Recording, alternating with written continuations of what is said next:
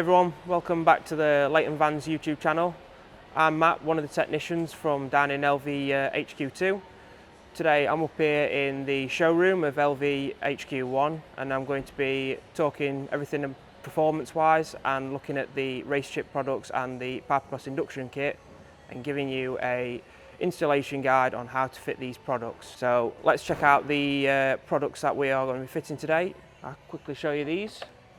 We've got the Pipercross Induction kit, which comes with a lid, a filter and a fitting kit. Next we've got the throttle box from RaceChip, which comes with the box itself, which has got 7 program modes on it, and the little screen which is for the dash, so you can select the modes while driving. Instead of using your phone, you can use this instead, which is obviously safer on the roads. And finally, we've got the GTS 5 Black and the wiring kit. These are specific to the 204 model. The 150 and the 110s, they use the GTS 5. But just remember when you're choosing this product to choose the black one if you've got a 204. The van today we're going to be fitting them to is the high-spec Gulf racing van. It's a 73 plate 204 model with 2-wheel drive. So let's crack on and get them installed. So first we're going to be putting the Pipercross Induction kit onto the vehicle. So undo the bonnet. The product itself is going to be replacing the top half of the airbox using the factory lower of the airbox and the factory MAF sensor. We're going to need to remove the sensor wiring, remove the pipe, take the box out, and then we can build up the new product ready to be dropped straight back in. So let's do that now. So first, remove the wiring for the MAF sensor. The small grey tab on top of the plug, just going to push that back and pull that off. Just leave that down there dangling for now. We'll come back to that later. Then you want to get a flat blade screwdriver, undo the Jubilee clip on the intake pipe and remove that.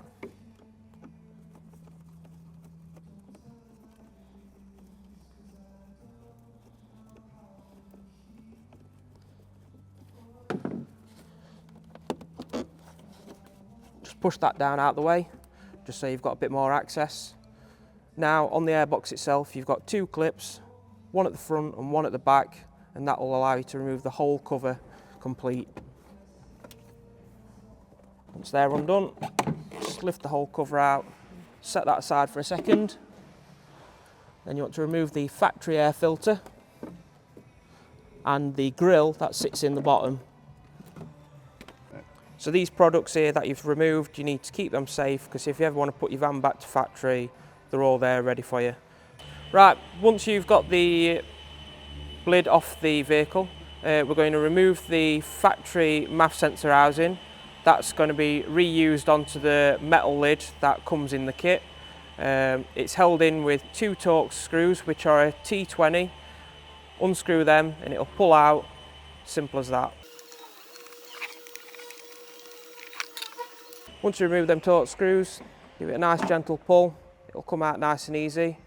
The O-ring that's on the MAF housing, just remove that, keep that safe for if you ever need to reinstall the lid itself. Chuck that to one side. Get your new metal housing that comes in the kit. This comes with 2 bolts to fit your MAF housing to. Just one thing to note when you are fitting the MAF housing, make sure the orientation's right on the MAF housing. It's got a small arrow on that points the direction of the airflow towards the engine. For these you need a 5mm Allen key and a 10mm spanner. Pop them through like that. And the nut just goes on the back. These don't need to be mega tight as it's plastic housing, so if you over tighten them you're at risk of cracking the MAF housing itself.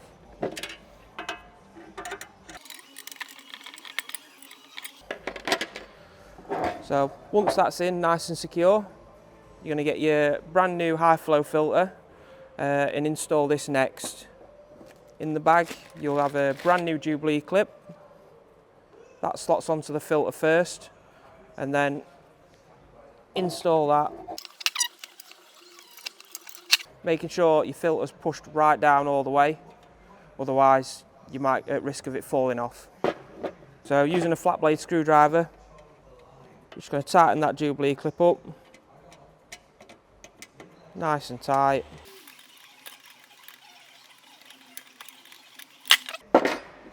Once that's done, it should all pretty much look exactly the same as this one does here, and this is now ready to go back in the vehicle. Right, now we're going to put this back onto the vehicle, which is a pretty simple installation. Slide that into there, making sure it's sat all the way around nice and neatly. Using the 2 clips on the factory lower, they should just clip nice and secure then. Next we'll install the induction hose and tighten the Jubilee clip back up. Once that's all on nicely secured, the original sensor wiring, just push that in, back into the plug, make sure you lock the little green tab in, make sure that's nice secure, and that's the Pipercross induction kit fully installed and ready to go. So the next step I'm going to be doing is installing the RaceChip tuning box to the engine.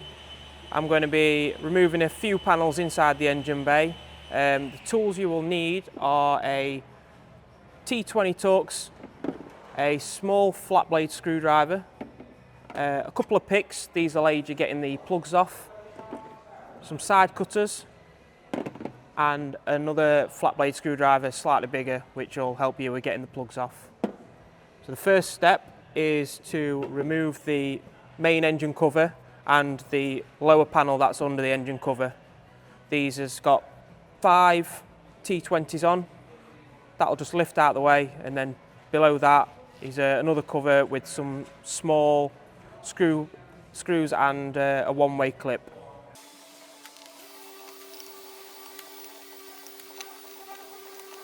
Once you remove them screws, lift the cover up and it'll slide off the top rubbers. Just place that to one side for the time being. Next is to remove this lower cover, which literally undo those. There's a small clip just here at the front and another Torx screw just at where the plastic joins onto the screen wash bottle neck.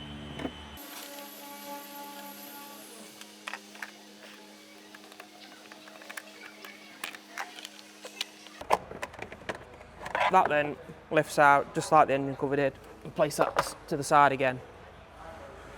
So once you removed all that, you can see all your engine bay. The first step I would suggest is always starting with the turbo pressure sensor, which is located right down the front of the engine. After you've done that one, you'll move on to the fuel pressure sensor, which is just at the side below the oil filler neck.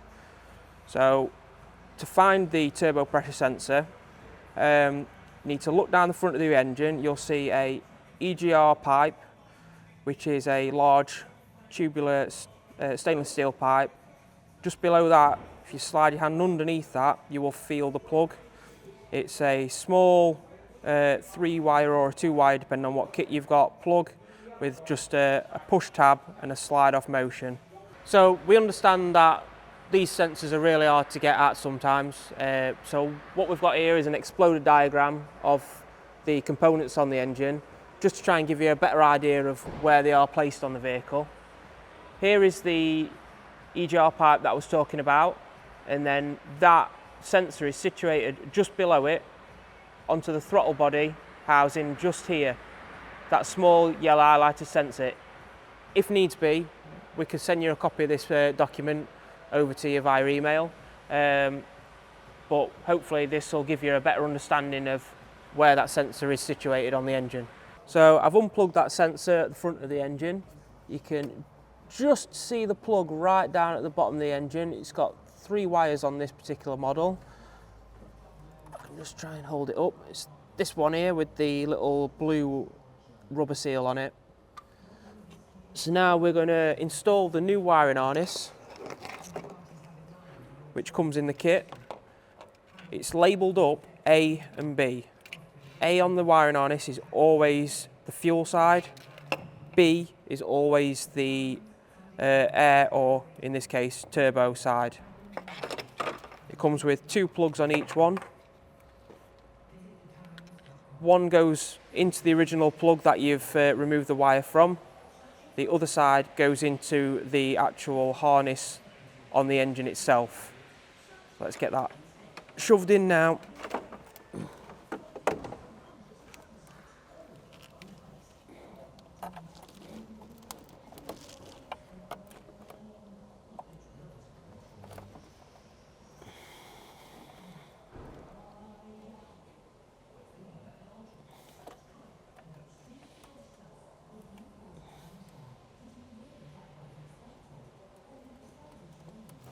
So that's that one plugged in.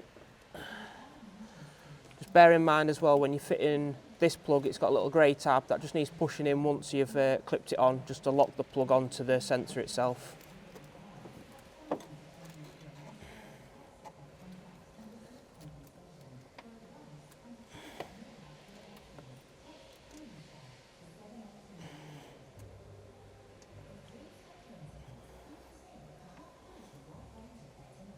So once both of those are clipped in nice and tightly, you're going to want to clip the wiring harness onto the back side of the fan spider, just up here, moving up to the bonnet cable, and then run along this bonnet cable.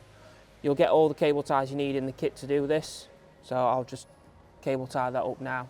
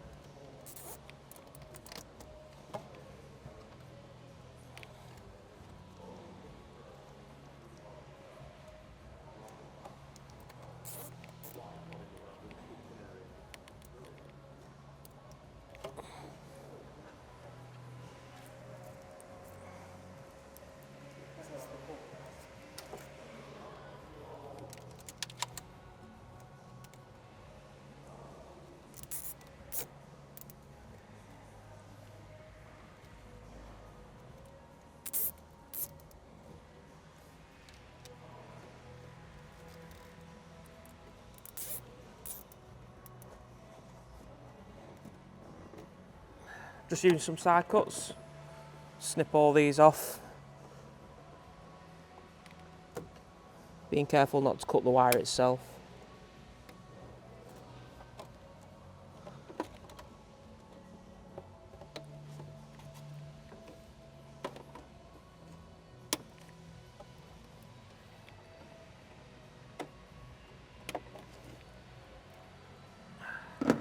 Now that's all installed nicely, we can move on to the throttle, the fuel side of the install, which is situated where this clamp is here.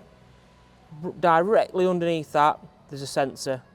This sensor, again, isn't the easiest to get on. You will need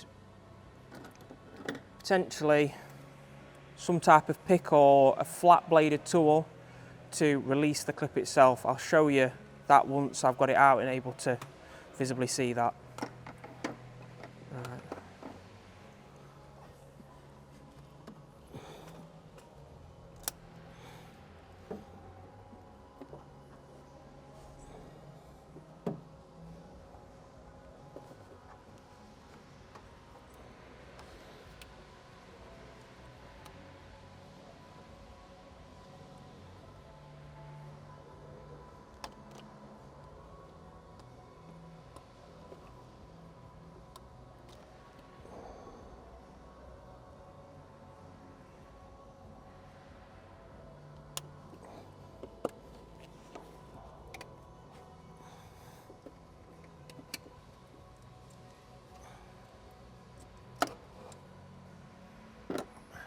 So what I was releasing there is this tab, which either with a pick or a flat blade, once we get in underneath the back in this hole and just gently levering back. Not enough to break it, just enough to lever it.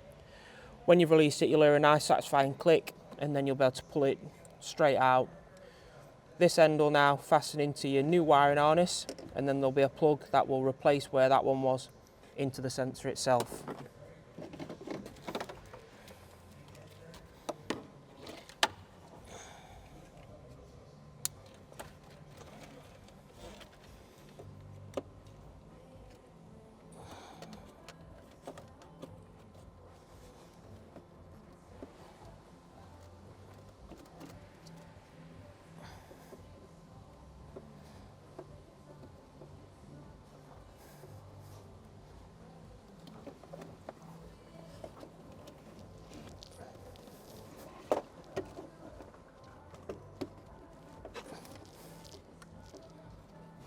There we are, that's now clipped in nice and neatly. The next step is to connect your actual tuning box to the harness. It comes with a blanking plug on. This is if you need to take it for any work doing to the engine, or it needs a engine flash, or any sort of work at any place that's not that is somewhere where you do any engine work, etc. This just plugs straight in and cancels out any of the flash maps, any of the tuning side from the tuning box itself. So pull the purple tab, that'll remove out nice and easy. And then I'll just go and get the GTS 5 and plug that in. So here's your GTS 5 Black Edition. This slots in, only goes in one way. Push it until it stops, and then the purple tab will pull itself in, and that's nicely secured. In your kit as well, you'll get two small brackets. They just clip onto the back of the unit, and this allows you to run two cable ties and attach it to this mounting point just here. There should be two holes. Run some nice cable ties through it, tighten it up, and that'll hold it nicely secure, and then cable tie the wiring harness into the engine bay to the original harness itself.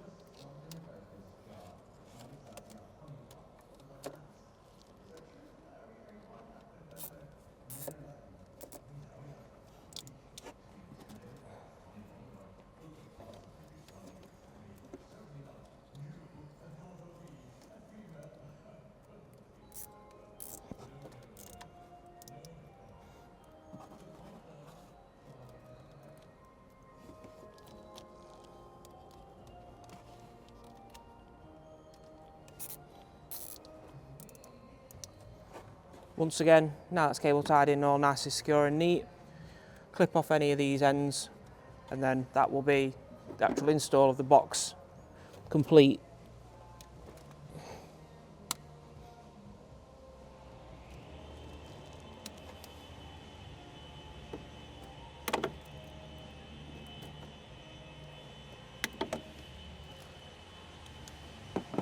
Now I'm going to fit the covers back to the top of the engine, which is the exact same process, just in reverse. Sliding the unit in, a one-way clip there, a screw onto the top of the screen wash tub, and then the 5 screws to hold the actual cover down.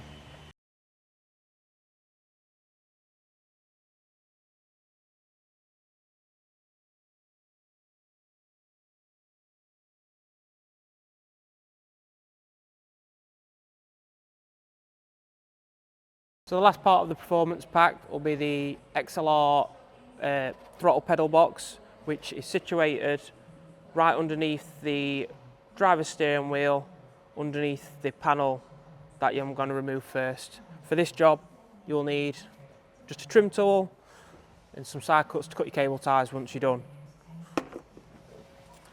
First part of the job, just using the trim tool, ease these clips nice and gently all the way along, and then that panel pulls down, just disconnecting the light there. Pull that out your way. So the XLR unit itself has two plugs on it. One of them is going directly into the throttle pedal, the other one is going into the factory harness, pretty similar to what we've been doing in the engine bay. But first job is to disconnect the engine harness from the pedal.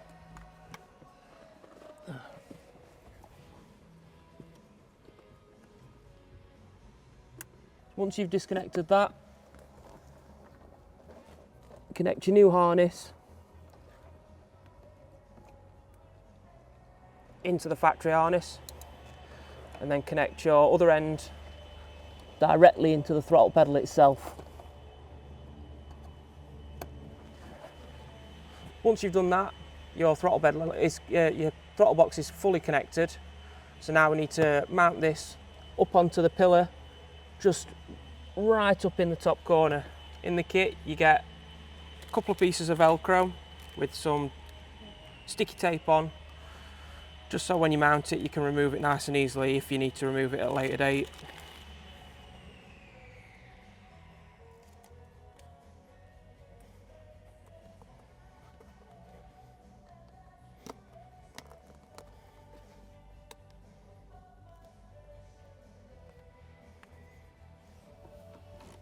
And then that can be stuck up there, nice and safely out of the way. That's not going to interfere with anything else. The last job for this install is just to cable tie this wiring up. Just clip it up there, there's a factory wiring harness, just cable tie it directly to that.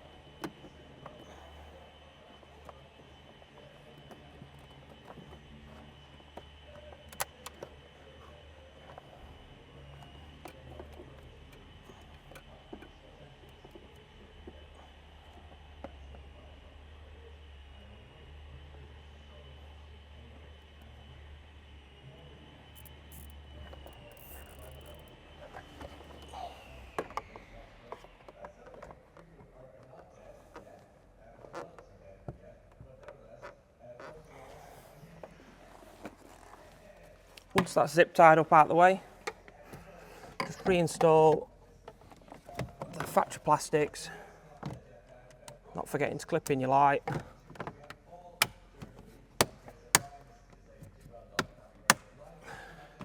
that's that install done. Now it's time to program all your features into your app using your phone, and then you're ready to drive. So now, once you've installed all your products onto your vehicle, you now need to set up your app. So go into your app store, type in RaceChip, It should be one of the first ones that comes up on the actual App Store. It's the one with the orange icon, RaceChip Plus. Hit download. Just wait for that to download. Open the app up. You want it to allow Bluetooth because that's how it's connected to all the boxes, and allow the camera if you're going to use that for pairing the actual boxes using the QR codes.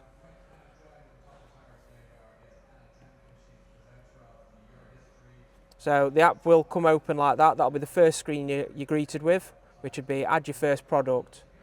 Before you start adding any products, you want to turn the ignition on just to the first key stage. Then click add product. Be greeted by this page, which you've got two options. You've got a camera option at the top where you can take a photo of the QR code on the back of the product. That'll then allow it to pair with the product, or you can manually enter the serial number off the product, which is just below the QR codes. I'll do that now. Hit next. It'll give you the option here, if you've not installed it, to give you some basic installation instructions. These are very generic for all vehicles, not specific to the vehicle you've got. Hit next again. Just make sure that it's got power to it, which we've got. Hit connect, and then allow it to run its course. Keep an eye on this pin number at the bottom of the screen. You'll need this in a moment. It'll bring up a box where you'll need to input that. So now it's brought up that. That'll then allow it to pair, and just let it run through all its little prompts on the screen. This can take up a few minutes to carry out. Once that's done, it'll bring up this screen now, which will give you the 3 modes that your box is capable of. We suggest you go onto the bottom right corner here, tap that button, and it'll bring up your level of how much power or how little power your box is giving it. So for race mode, we recommend going up to 7. For sport, we recommend 4, which is in the middle. And for eco, we always say 1. The warm-up timer at the bottom isn't needed, so we turn that down to 0. And then that's your GTS box in your engine bay set up and ready to go. Now we're going to add the XLR to it. So you need to go to the top left corner, hit that box there. Car profiles, and this is your vehicle, hit that. And now we're going to add a product there, so hit that button there. So it'll bring up the camera, but you can have the option of entering the serial number. I'm going to enter the serial number now. Same again, once you've done that, hit next. Once that serial number's been accepted, you'll come up to a similar screen to what you started out before. Hit next again. It'll ask to make sure you've got the ignition on, which we have. Hit connect, and then allow it to go through its download and link up again. Not forgetting to remember the pin number that's at the bottom there for the Bluetooth. Once you've inputted the Bluetooth, it's going to bring up a setup now for the throttle pedal itself. It's going to allow it to learn its maximum and minimum values for when you're driving on the road. So hit start learning. First of all, it'll ask for the learning minimum, which is 0 on the pedal. So you're not going to touch the pedal at all for this one. Just hit learning minimum. That's now learned, and now we're going to learn maximum or 100% throttle. So now you need to put the throttle pedal all the way to the floor, right as far as you can physically get it, and then once you've done that, hold it down and hit learning max. That's now complete. You can now let the throttle pedal off. Your next part of it is to link up your smart controller, which it will bring up a prompt for automatically when you get to the screen. Hit yes, and then that is automatically linked up. So now for the XLR, we're just going to set up the driving modes for that, which you've got options of race, sport and eco again. We suggest we put it to race plus for race, sport is S, and eco will be E. Once you've completed all them steps, you can now Stick your little smart controller onto your dashboard wherever you may choose, and now you're ready to get driving and feel the performance that you've gained. So that's it, your performance pack is now installed into your van. We hope it drives smoothly and you feel the drivability and the extra power that you should be getting from your van. If you do have any problems, feel free to email us at service@leightonvans.co.uk. Ask any of the team any of the questions. We'll soon be able to get an answer for you. Thanks for watching.